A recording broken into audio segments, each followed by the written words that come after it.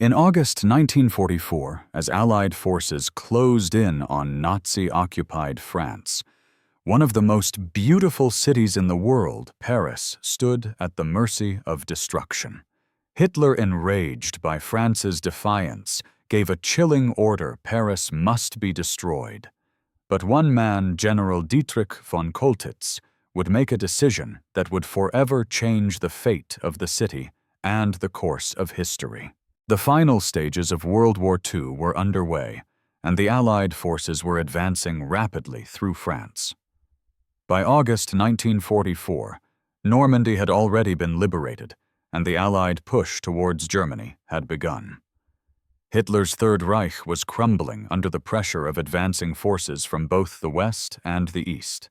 But one city stood in the way: Paris.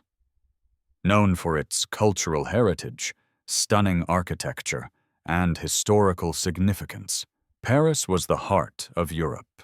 To Adolf Hitler, however, Paris had become a symbol of defiance, a city that had betrayed his empire. In his furious rage, Hitler issued a chilling command: Paris must not fall into enemy hands.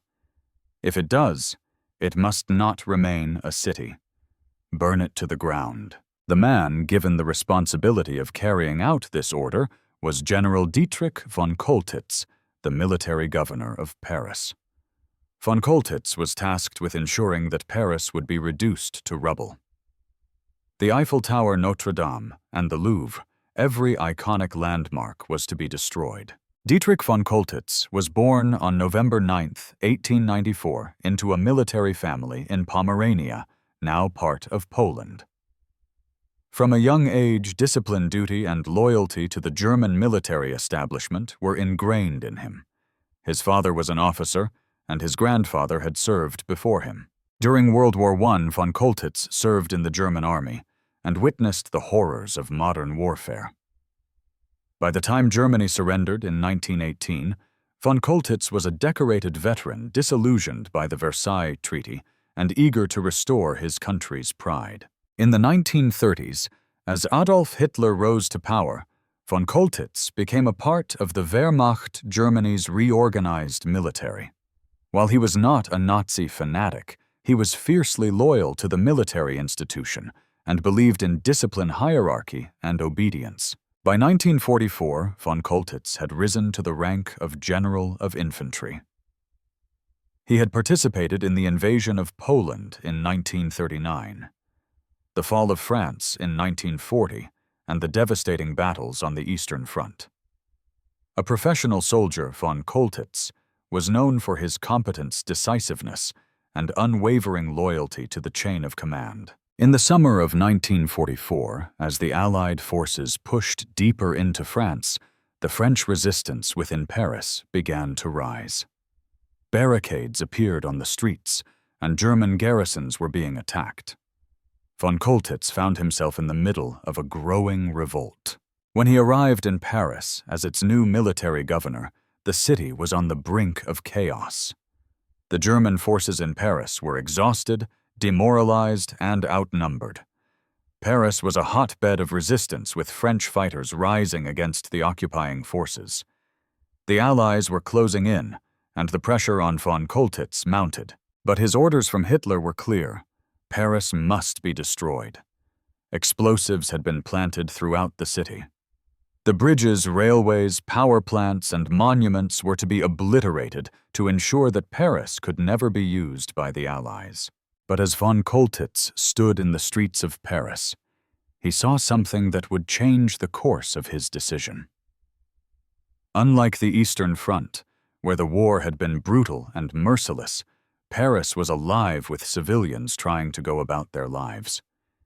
He saw the beauty of the city, the rich cultural heritage, and the monuments that had stood for centuries. Destroying Paris would not just be a military decision. It would be the annihilation of one of the greatest cultural cities in the world, a loss that would forever scar the collective human memory. Von Choltitz realized that Hitler's orders were no longer strategic. They were driven by vengeance and blind rage. Despite the immense pressure from Berlin, von Choltitz began to delay the execution of the destruction orders. He stalled the engineers who were preparing the explosives, sending false reports to Berlin, claiming that the explosives were not ready or that communications had been delayed. He even contradicted Hitler's orders, buying time.